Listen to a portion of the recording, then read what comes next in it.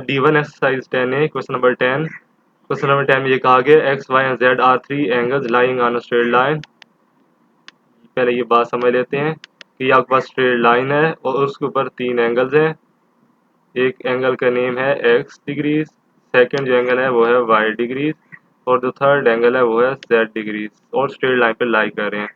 वो कह रहा है if Y is X plus Z find the value of Y.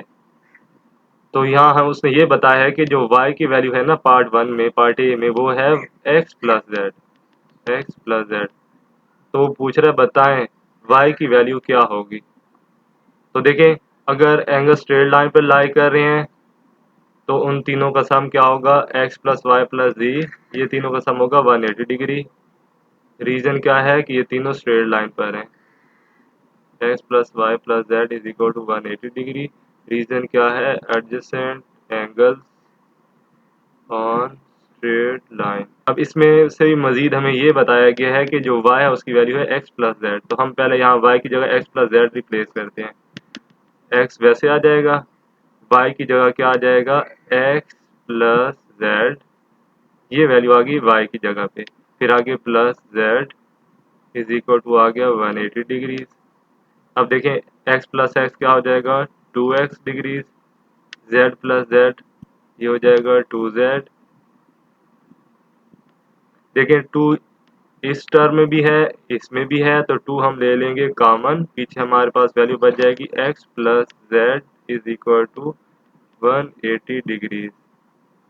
लेकिन हम क्या जानते हैं, हम ये जानते हैं कि x प्लस जेड किसकी इक्वल है, x प्लस जेड जो है ये आगे इक्वल है y के। तो हम x प्लस जेड की जगह रिप्लेस कर देंगे y। तो y के साथ यहाँ कोफिशिएंट मल्टीप्लाई हो रहा है इधर, तो ये दूसरी तरफ जाके ये डिवाइड हो जाएगा। तो जब ये वैल्यू डिवाइड होगी तो हमें मिलेगी y की वैल्यू 90 डिग्रीज। तो value of y is 90 degrees. अब हम चलते हैं पार्ट बी की तरफ। पार्ट बी में ये आप नोट करें कि जो तीनों एंगल्स हैं ना इक्वल हैं, एक्स बी, वाई और जेड, ये तीनों एंगल्स इक्वल हैं।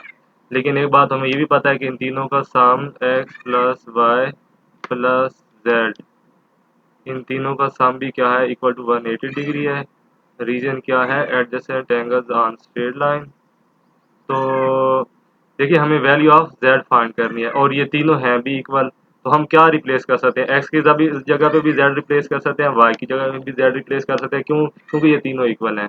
तो यहाँ भी जेड हम पुट कर सकते हैं, वाई की जगह भी हम जेड पुट कर सकते हैं, और ये जेड तो वैसे रहने दें, ये तो हमें फाइंड करना है। तो ये देखिए जेड की वैल्यू 3 टाइम आ गई, इट्स मीन 1 + 1 + 1 ये 3z डिग्रीज हो गया। यहाँ पे z का कोफिशिएंट 3 है, इधर मल्टीप्लाई हो रहा है तो ये दूसरी तरफ जाके डिवाइड हो जाएगा। तो 180 डिवाइडेड बाई 3 हमें z की वैल्यू मिल जाएगी 60 डिग्री।